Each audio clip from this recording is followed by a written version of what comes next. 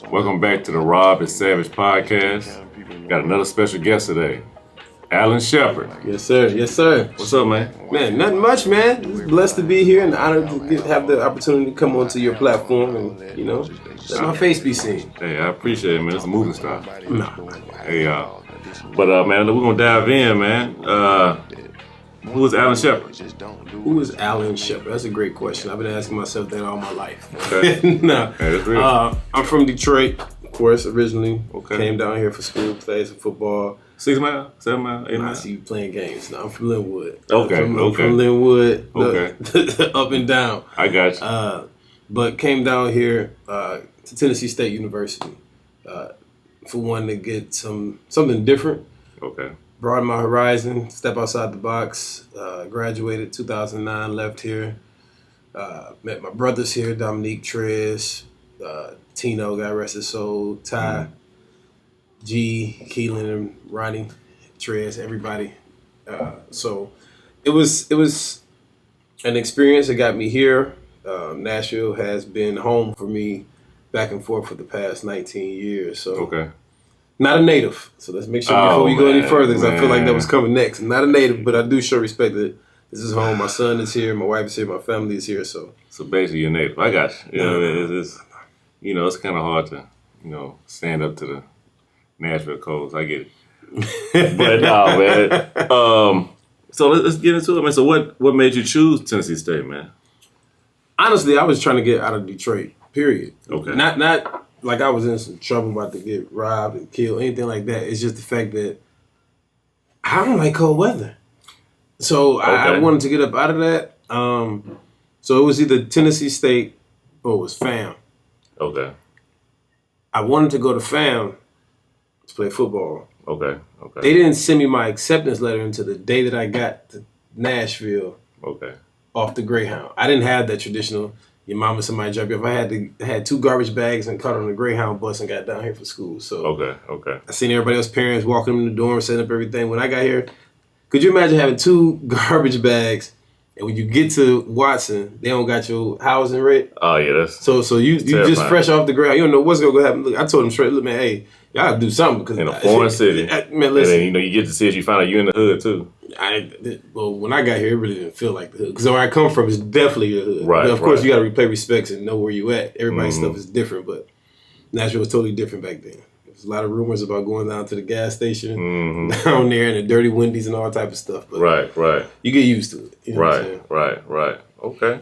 So you come down here off the Greyhound. Right. Family, you finally, seen some letters, but you're already here now. Family, you sent the letter. My grandma opened it. It wasn't a scholarship letter, so let's not make sure we get that. I got you. We get that one. It was an acceptance to go to school, which I was going to walk on there. Okay. Had I got the opportunity. Okay. But they didn't send that letter, and she called me and said, "You said you got a letter from Florida A&M." I said, "Open it." They say you have been accepted, and it was the day that I got to Nashville and already registered for classes. Okay. So that means that Atlanta class hit different. Yeah, well, I don't really want to get into that because I was been blamed for one of our losses that we had. Yeah. We'll tap on that in a minute. Yeah, Maybe. But okay, you get down here, man. Got your trash bags in hand. Mm-hmm. So your idea was to walk on at TSU, or? Yeah, that was my idea. To be honest with you, what happened was a couple of my people from the city, we was already just talking about playing football. And I always could play. You know what I'm saying? But coming to college, I was like, I don't know if I really want to do it because I hadn't played since my grandfather passed my 10th grade year. So I didn't play my 11th or 12th grade year. Okay. So I'm literally starting over, basically. But walking on, it was a great experience. Met my brothers, joined a wonderful brotherhood that I wouldn't change for the world. But yeah, man, I initially didn't know if I wanted to walk on and play. I seen, the competition. Not saying anything bad or good about anybody. I'm just saying that, okay, you could do this. Right. Then I had my brother, my best friend, Dominique, in my ear, so he didn't, go ahead, bro, do this. And I shocked him when I went out there. So I got you. Okay. So you get down here, you get a brotherhood, man. You find out how the South can be. You meet different people, the women, the friendships with men and. Let's get this. My grandmother is from Louisiana originally. Okay. So I have roots in Louisiana, and know how the South could be. Of course, like you said, the women and everything. So yeah, Right. I got you. Yeah, it shocks a lot of people, especially when they not from here and they go to HBCU. oh yeah, That's the first thing that kind of just whoa. Oh, it was different. Yeah. Almost 20 years ago, the foods and how women and everything was shaped and everything was all natural. Then you might have some gauchos or some, Right. or some zillions, whatever they call them, micros. Right. But people looked their age at that time. Correct. You know what I'm saying? So Correct. yeah, it was definitely different. Okay. So all right, man. So you here, you walk on there. Of course, you make the team. You had some ups and down seasons. I can recall I was in high school at that moment when y'all was when you had got here, and then when did things start to turn around as a football program as you built on the team? What did you see different? It's like, okay, maybe we got something. I knew we always had something when it comes to talent. We always had the talent. I don't think nobody in the conference could have more talent, raw talent than TSU had. Yeah, I think we have the best skill set position in the OVC. Oh yeah. When it comes to receivers, when it comes to the running backs, corners, linebackers. I'm gonna go a step further, bro. I agree with you. I ain't mean to cut you off. Yeah. I'm gonna say in the state. Well, the reason why I say that, and you can attest to this too. When we used to do the 7-on-7s. Oh, Vandy? Against Vandy. That's good. But they did have, you gotta remember this too, they did have Jay Cutler before. They did. So and they had Earl Bennett. They had Earl Bennett. But I can contest to, bro, when we did the 7-on-7, when they had Casey Hayward and all that on the team too, getting done in by somebody third string. But you also, like I said, I agree with you as well. But let's go get to the point I was saying is, what we didn't have was the proper coaching.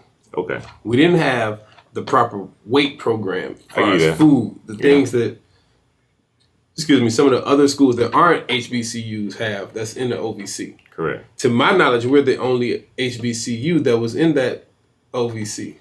Yeah, the only one. And that's why their linemen were bigger. Their linemen were somewhat stronger. Not faster. Couldn't outrun us. But then it came down to the coaching in between them the interiors. So yeah. But you say the Vandy, but then I gotta be honest with you. Yeah, we good. We talented. That's why I said OVC. I ain't gonna go to as far as Santa State because you still got UT. You still got UT. Yeah, and them boys in Knoxville can go. They can go. You know what I'm saying? And even MT has got some talent. You know what I mean? Right. But I'm just saying, and you're right. I'm just saying at that time, I would have put, especially the DB room and the receiver room. Our receiver and DB room was the hands down the best. And our running backs that came, Booby, D-Cox. This is why I'm saying. This is why I'm saying it. You know what I'm saying? Like that time frame, those rooms from the running back room to receiver DB room. I'm sorry, bro. I'll put it up against UT, MT, Austin. I don't even bring up Austin, but all of them. Like that was just a different, and then especially when you would consider HBCUs, it's bar none. Yeah. The coaching could have been a lot better. But y'all made things do what y'all could. I'm gonna segue on something, man. As y'all starting to get accolades, especially on the field, when the homie DRC, when it's starting to get a buzz that he might got a shot here. Now, of course, y'all had other players on the team who also was doing their thing. Take me to a time, because I wasn't there yet, to see this in person. But how was that time frame for y'all as a team, knowing that, damn, bro might go first round or whatever? Listen, it's going to sound biased for me, okay. Right? But knowing Dominique since August 2004. The moment, this is when games used to come on BET. Right. You know what I'm saying? First game that he played, he scored. Right. At Jackson State, right? No, that wasn't a Jackson State game. It wasn't? Okay. It was because we didn't play Jackson State to the Southern Heritage. That's right. You said first game. I'm sure. First game he played, he scored. He was faster than everybody. The most freakish athlete I've ever seen in my life, bar none. There's nobody that, in his heyday, there's nobody that could run faster than him, that could jump higher than him, that was as quick as he was. And this is not to ride his coattail. Keynote, Von Miller said the same thing on the podcast. I just heard that. Second game, he scored. Third game, he scored. At that point, I knew bro got it. It's over. he hadn't even started running track at TSU yet. Damn. So it is a blessing to have somebody I consider my brother, best friend, things like that, to know that they had that much raw talent and chose to stay at TSU. Right. Because the stats that he had, he could have transferred back to Florida. He could have done anything, but he stayed homegrown. He kept grinding. His work ethic rubbed off onto me. Okay. You know what I mean? Because that's one of my toughest critics. When we have conversations, even when it came to football and stuff like that, he would jam me. Because I never seen a 6'2" corner. I ain't never seen that before, and that can move like that. So he can line up 3 yards off and still have the reach to get it. Right. So, but yeah, as far as, I mean, it was just amazing to see that. It was amazing to see a couple other players like Anthony Devine, Booby, Javaris Williams, even Hef, twins. I said, there was a lot of talent that came through TSU. It's crazy. One of the people who I say could have went to the league. Chris. CJ was a dog at receiver, yes. But there was one person I say could have went to the league because I seen it had he not came back. He just wasn't the same player because of injuries. It was Tyron, Pac-Man. Okay, It was a dog at corner. You know what I'm saying? So I want to make sure I give all the shout-outs to the proper people most that I love. But yeah, Dominique's situation was something different. It was amazing to see somebody wake up at 6. Because me and him would stay each summer. We what they call it, when you going from house to house, you ain't got no housing or something like that. Shacking. Shacking up, basically. Yeah, with somebody. So we'd be there. Morning times we go to work at Budweiser, then we work out. It was amazing. So yeah, I knew he was gonna go from the beginning. I expected him to go top 10 instead of 16, because there was nobody better than him in that class. No, especially after he won the MVP of the. Yeah, it was nobody. He stopped somebody from going to the league in that game. Oh wow! The receiver from Oklahoma State, from Chattanooga, Bowman, or Darius Bowman. He was. Are you from Chat? I didn't know that. He didn't even get drafted because of that. Wow.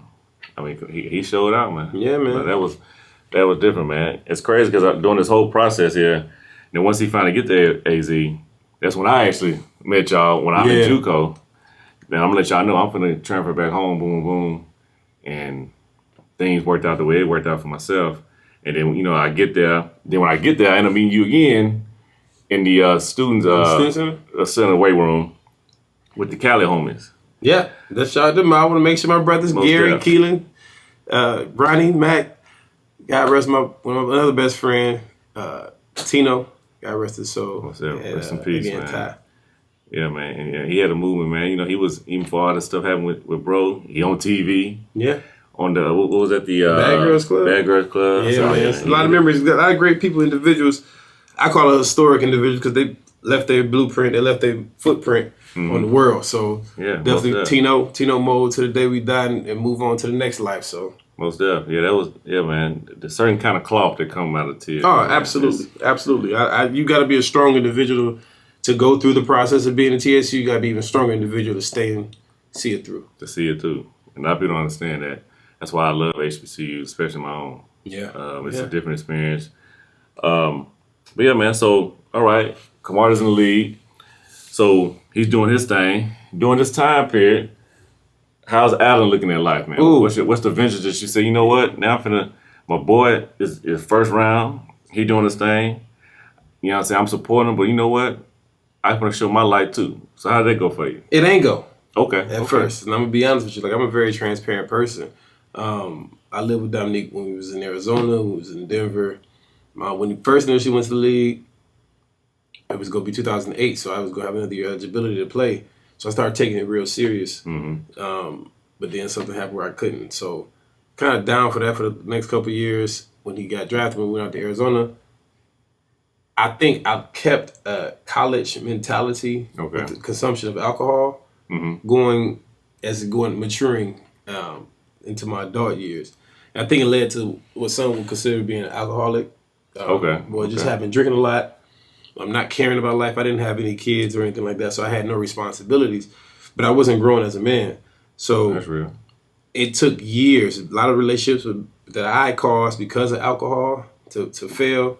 But by the grace of God, some of those main individuals that it happened with, i.e. Dominique, people, Roxanne, everybody that I've been across, knew that wasn't me. So that was a blessing in itself. Because had that not happened, who's to say where I would be? I would have never matured. That's right. It took until 2019, January the 15th, I stopped drinking on that day. Even after my son was born, September the 18th, 2015, until then I had to just sit there and just still question, what is my purpose? Okay. So I had to take a look in the mirror. I had stopped. I was still getting roles and acting and stuff like that. Had moved to Atlanta, mentally wasn't there. But still the talent was there, but I wasn't there doing the classes or putting in that hard work that was embedded into me. So it took some years to get to where I am now. But yeah, that process after Dominique got drafted was kind of definitely extremely happy for him. But as a competitor, because we are very competitive, our group of friends are competitive. So if one is going to, I got to find a way to make sure one day I can pay for the bill. I can take care of everybody. I can do the things that he's blessed with. So most definitely. Yeah. No, that's really. They are competitive, man. Alan Baum had a bomb on me at the spring game. He won't let me live it out. Nah, but, it is. It could have been more, but we don't say the quarterback. Right. I had quarterback issues. It was questionable. But nah, that's all I love. But no, that's real, man. That's real. Okay, I mean, so 2019, that's legendary for you. Congrats to that too, man. We all, in a sense, fighting some demons in ways, man, and alcoholism, whatever it is. As long as you keep your faith in God, you get closer to God, He can pull you through anything. Absolutely, man. Big testimony on that. So 2019, you let it go, and how's everything else manifesting for you now? So it's beautiful. Okay, it's beautiful. Of course, I'm married. My wonderful wife, Shepard. If you're out there, I love you. Shout out to the wife. We have a son on the way. Okay. He's due August 22nd. Hopefully, come on my birthday, August the 18th. Okay. My son looks up to me. That's right. Life is so much clearer. I don't make rash decisions. I'm still with whatever's going to happen, but I have to think about it first. I have a different perspective on things. God blessings has just been raining down since once you let go of that certain lifestyle, because it attracts nothing but negativity. Once you change it, of course things still gonna be hard. You're still human. You know what I'm saying? My wife even tell me sometimes, baby, don't do this. Don't relax, stop. I need that. But had I not stopped in 2019, I wouldn't have met her in 2020. I got you. But they say a man who finds a wife finds a good thing. So that's good, bro. Like a great thing. Great thing. Right. Great thing, man. Like I said, I'm proud of that whole process, man. I think once people also hear that testimony, it'll change their whole views on the black man, black woman relationship scenario. One of the segments that we have on the podcast, we're not necessarily this today, but I want to tap in on the whole way we can fix the black man, black woman relationship, because as you see on other podcasts or just in our culture, they got us at odds. We're not agreeing with each other. Nobody wants to submit or boom, boom. And it's tearing us apart. And I'm not saying I have the answers, but I do feel like examples of yourself. My boy Riley. Riley. Shout out to Riley. Riley Howard. We have him on here too. He's a married man. Oh yeah, most definitely. Married men doing things the right way. We just need to show more examples of that. Point blank. It's kind of hard to, of course, we're showing examples now, but a lot of us didn't have those examples growing up. Correct. So what we're trying to do is to, just like some of us didn't have a father figure. Like my father was in the streets, whatnot. I love him to death. This is my dog, Moo. But as far as a father figure in the home or somebody to come check you and we didn't have that. Right. You know what I'm saying? So when you become that, this is not what you want. You know what you've been through. Correct. It could either go that way, or it could go to the point of you replaying the same things that you had experienced. So you now is quote unquote a deadbeat father because you didn't have a father, so you feel like it's okay. You feel like it's okay. I'll give you even more on that. The generational curses thing. Yeah.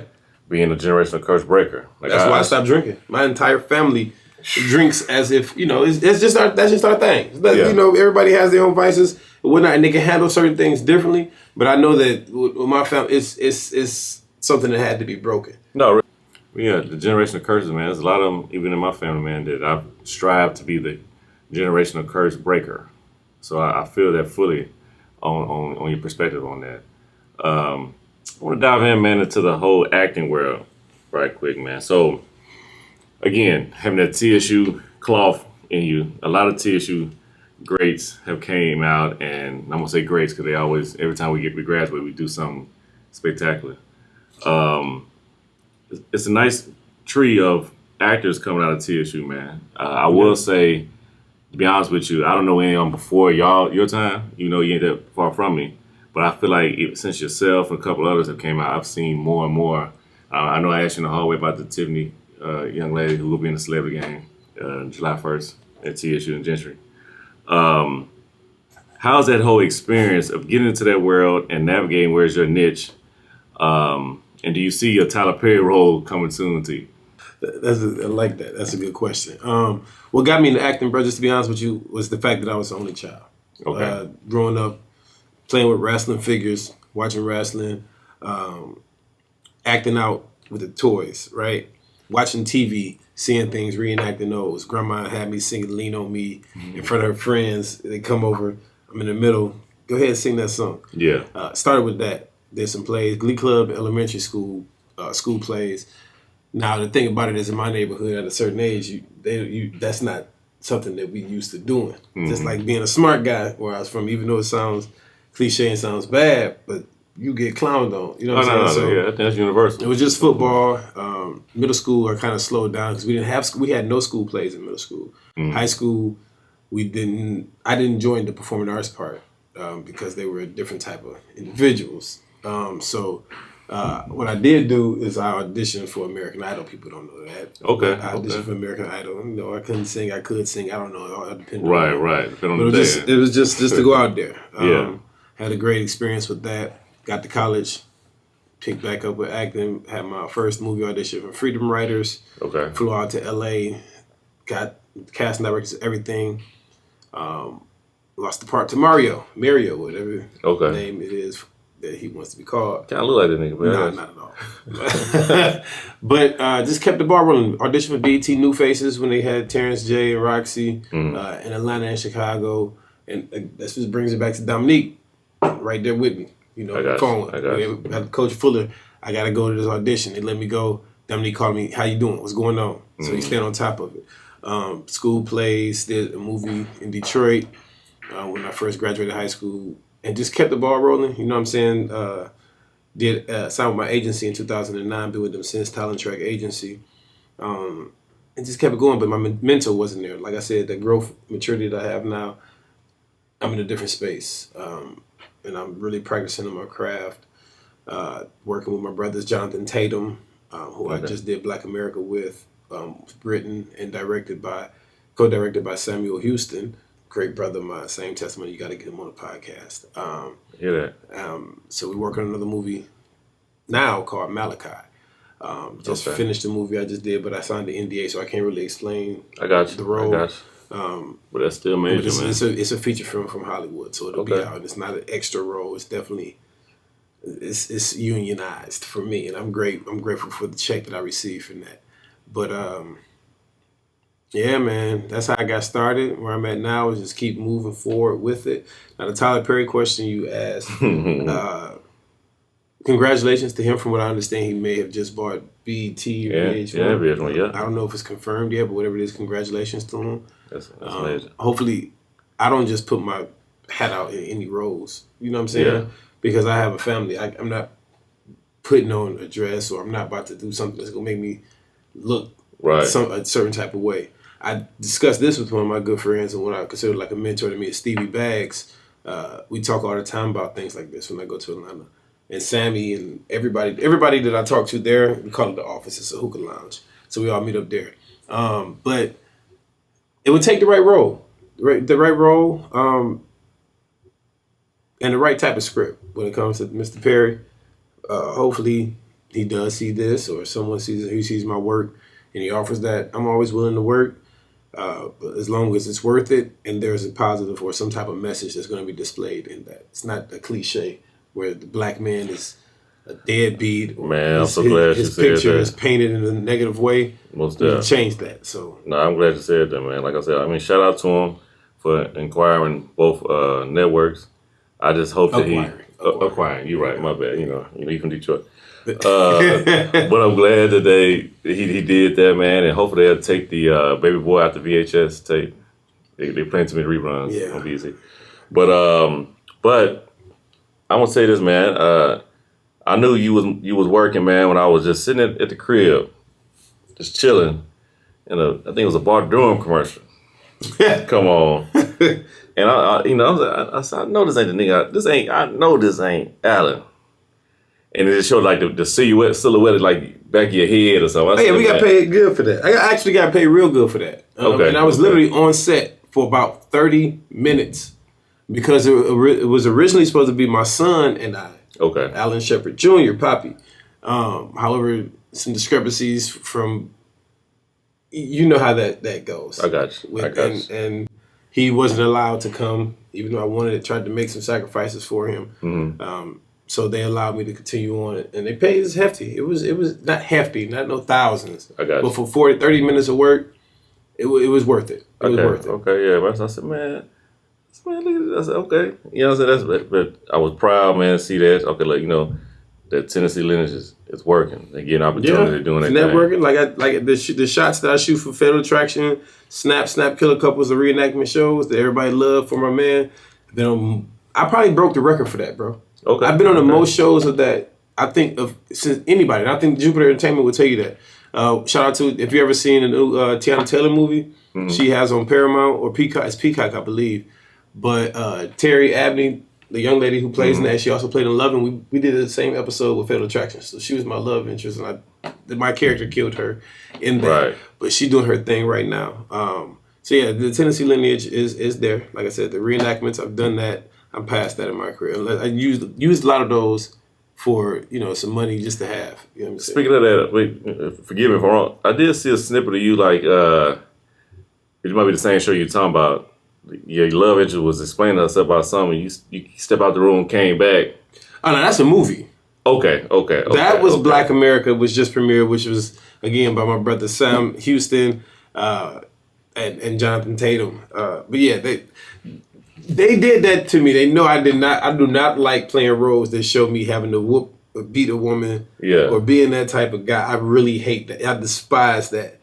But it helped the film. You know what I'm saying? And then I also had to talk to my brother DJ Pryor and see where my head at was with that, because I really don't like that. But I got you. For the betterment, and these are my people. These are my brothers. Right. So I took the role. And it's a scene in there that you guys didn't get to see. They truly show my range. If you didn't like that, it would really make you not like me.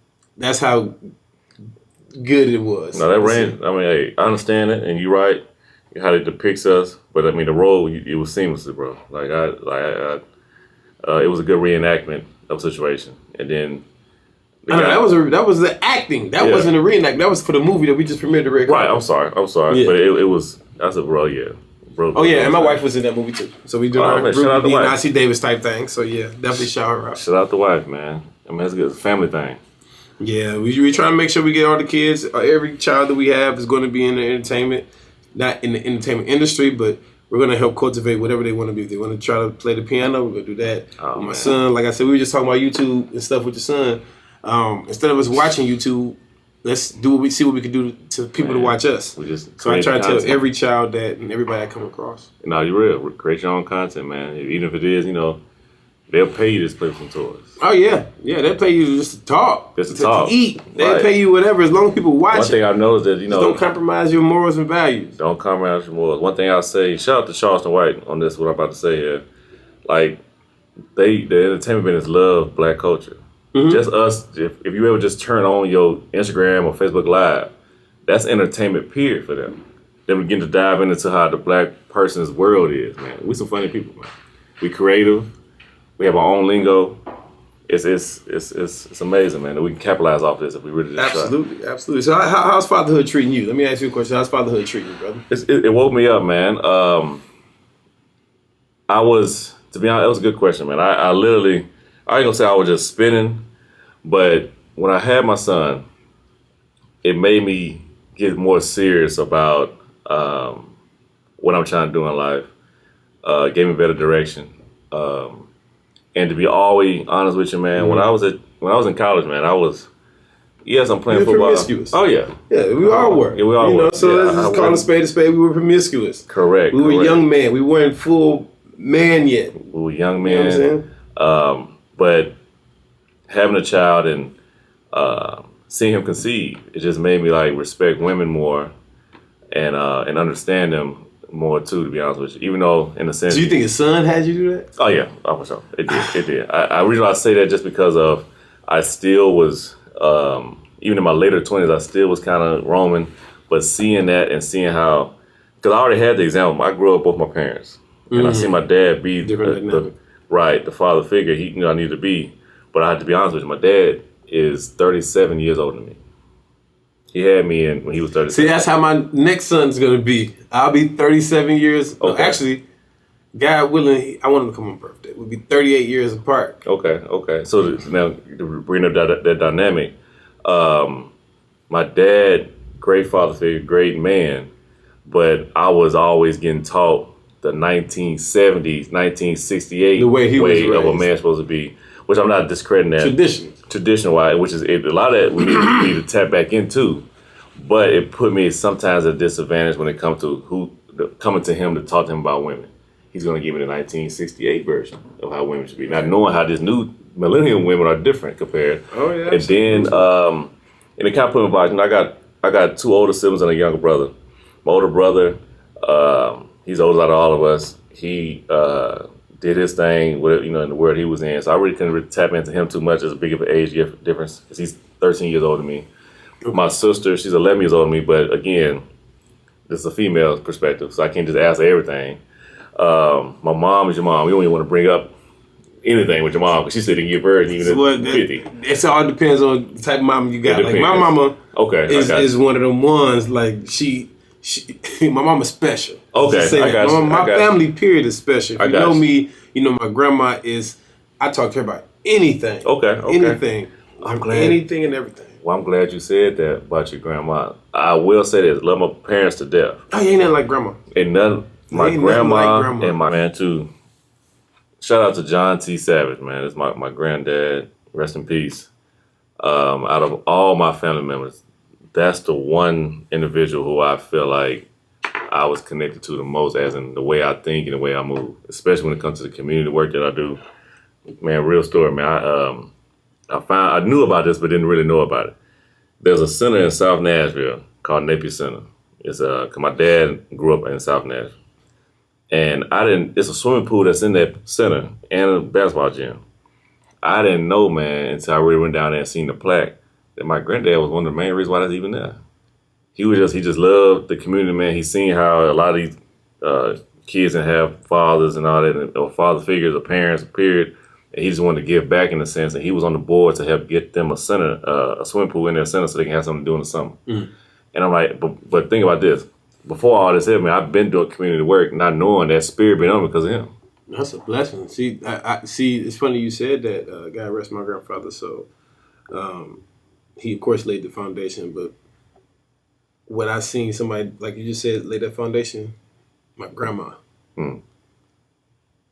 Anybody know I get emotional talking about my grandma? That is my heart, my soul, the rhythm to my heartbeat. Mm. She has such a forgiving, generous, silly soul. Mm. So for me, my personality, it comes straight from her. Mm-hmm. Seeing her, how that old lady on the block, making sure her house clean. Hey, y'all get off of this yard. Now you go home. She'll tell. Yeah, she'll tell, but you needed that. So just seeing that love that she gave to the community and how people respected her, and they still do to this day and would do anything for her. That, besides my family, of course, but that is my main inspiration, and my dream has always been to want to buy her a pink Hummer. Mm. She can't even drive anymore. But I always wanted to buy her a pink Hummer, but now they got G-Wagon, so it'll be a G-Wagon. Right. Oh, you got the new Hummer too now. Yeah. Whatever. It'll be something for her to have. She's like, well, you ain't have to do that. Yeah. But it's just something I always wanted to do, was just to get her that, so she could be that grandma to be down and shit. Yeah. No, I like that, man. Shoot, hey, ain't nothing like granny, man. Especially like you said, stay in the community, tell people, hey, do better. Quick question for you, man. How's your church life going? Church life for me, man. To be honest with you, my home church is in South Nashville. It's called Mount Area Baptist Church, Missionary Baptist Church. I do go to Mount Zion every now and then, but I will say there's a pastor that I listen to on YouTube. His name's Stephen Darby out of Louisville. Rest in peace. He's dead. Nobody knows where he died from. That's a mystery. But I've gravitated towards this pastor, bro. He speaks the truth fully. No sugarcoat anything. It's something you relate to. Man, relate to, and he also brings a historic value to things that I didn't see. Like, I've always been in the church, but the things he has hit on, oh man, it's different. It's something different, man. I encourage people to tap into Stephen Darby Ministries on YouTube. The first, and I'm gonna tell you this too, when you get a chance. There's a video in there called Negro Land. Stephen Darby Negro Land. That's gonna tell you everything about yourself, especially as a black man, a black person, period. That whole video just changed my whole perspective on a lot of things, and it made me more spiritual with the faith base that I am now. Well, so yeah. For me, mine is Born Again, right here on West Trinity. Oh man, I got family ties of Born Again too. My wife took me there. Okay.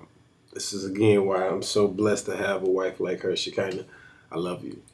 Pastor Twin. Yes. Yep. Yeah, and they welcomed me with open arms. And when I tell you that, I love the energy every time I go into it. I mean, sometimes I be tired. You know what I'm saying? Me and my son got the same condition.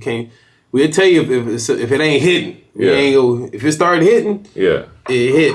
But I definitely appreciate that because that opened up and gave me more clarity in life. Right. How to handle certain things. If you're gonna be a man of God, or if this is what you want to do, this is how you should handle yourself. Mm-hmm. How to be a better husband. How to be a better father. So I ask those questions because I know everybody got different routes that they take to get to that was a great question, man. That was a great question. Just a question I wanted to ask. That's a great question, man. And shout out to Born Again, man. Like I said, I'm glad you brought that up. I have family ties with that too. My auntie went there. My auntie's ex-husband was one of the former associate pastors there, Carlos Lindsley.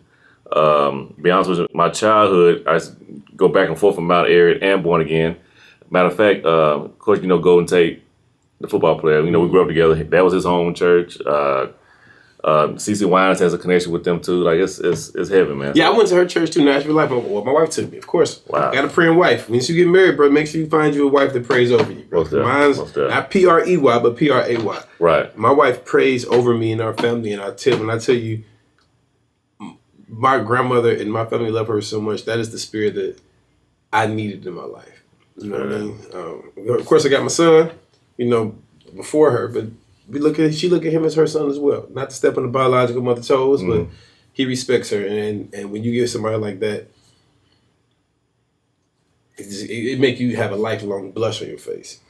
Hey, man. You know what I'm saying? That's real, man. But look, there it is, man. Hey, man of God right there, man.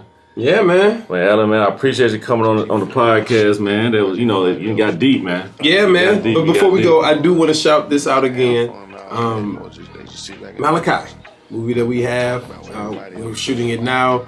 And Black America will be on streaming platforms very, very soon. Yes, anything that you want to do when it comes to me, if you want to follow me, is at Pepe's Blessed on Instagram or at Pepe Santiago on Instagram. If you want to follow me on Facebook, it's Alan C. Shepard Sr. If you want to follow me in life, just tap me on the shoulder and guess what? I'll talk to you. Y'all be blessed. Thank you again. What's that, bro? Rob, I'm proud of you. Thank you, bro. Appreciate it. As a man, also as a fellow creative, and also, of course, fellow TSU alum. But just to see what you're doing in fatherhood, bro, I salute you. Motivate. We worked out together. You ran from me after we worked out. I ain't seen you in a minute. We ain't bring that up. You know what I mean? Oh, man. But hopefully we can get you back in that downtown walk. You're not too far. Yeah, you're right. You stuttered. Right you stuttered. You ain't stuttered this whole podcast. Man, did you hear him stutter the whole podcast? I didn't think Did you guys hear him stutter the whole podcast? I'm glad he said that. I'm going to get back in the gym with him. I'm going to shout out both our brother, Riley Howard. Riley for sure. He transformed me, man, physically wise, man, about 2 years ago. He had me in better shape, even playing shape at an old age. So I had to tap back in. I am still working out, just not as hard as I used to, especially when you first met me and since you finished thing. And I was 225 was nothing to me then. I was doing 20 times. Yes. Now 225 is like a quarter pounder of cheese to him now. 225. Right, I'll be lucky to double quarter pounder of cheese. Right. Yeah, man. I appreciate it though, bro. Man, thank you again, man. Most deaf. Most deaf.